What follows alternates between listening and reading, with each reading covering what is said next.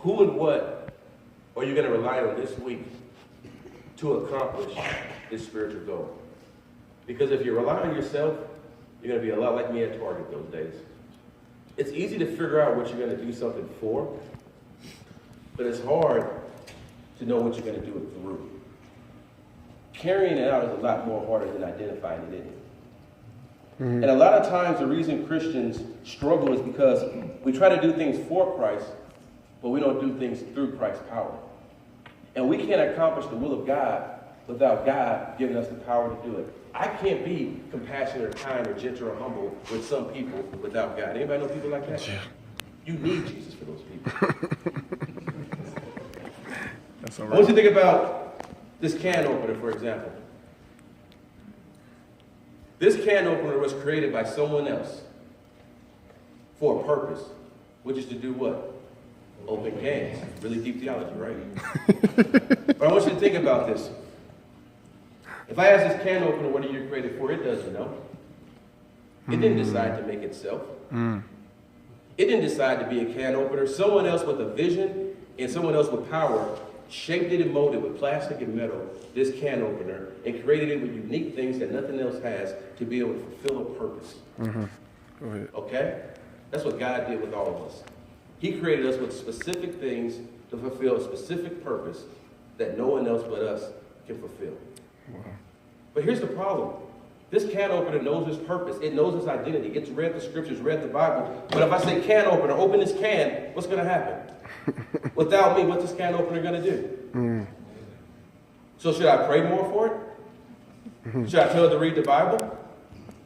Should I take it in there and baptize it? By the time we do all those things, it's still not going to do anything. And these are most Christians not doing anything. Even though they know their purpose, even though they've been baptized, they read the scriptures, they pray, they go to church. They're like this can opener, because without me, it can't do its job. And without you, God, I can't do what you want me to do. Right. This can opener has a better chance at opening this can than I do at being humble this week without God, is what I'm saying. It ain't going to happen. I'm not the only one. Right. It's for him and through him. Through him. The only way this can opener is going to open it is if I pick it up. And through whose power is this can opener being open right now? My strength, right? That's what God's calling us to do. It's through his power we're going to be humble, kind, courageous, compassionate, gentle, faithful, pure. It's through him. Now, you can take a baby and you try to get a 1-year-old baby to open a can, they can't do it because they don't have the strength. Wow. And you know what? There are a lot of things in our life that don't have the strength to do what God can do. Your spouse can't get you to do the will of God. Your preacher can't get you to do the will of God. Your theology can't get you to do the will of God. They don't have the power.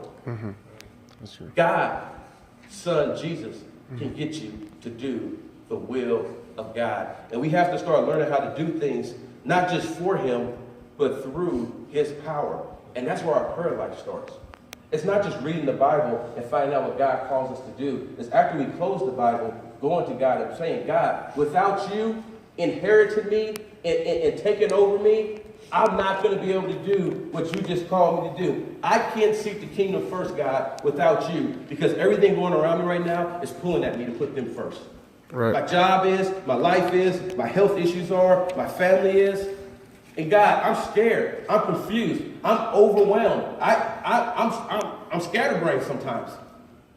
And I can't focus on your kingdom first without your power. But God, through your power, I will do it. And the more I pray that prayer, the more my eyes are on God. Like David says, I keep my eyes on the Lord. The more I'm walking by faith and I'm having a dependent walk. Because when I'm talking to God, I'm not distracted from God. Amen? And that's what's going to prevent me from having the accidents that Satan wants me to have, that a knowledge of God will prevent me.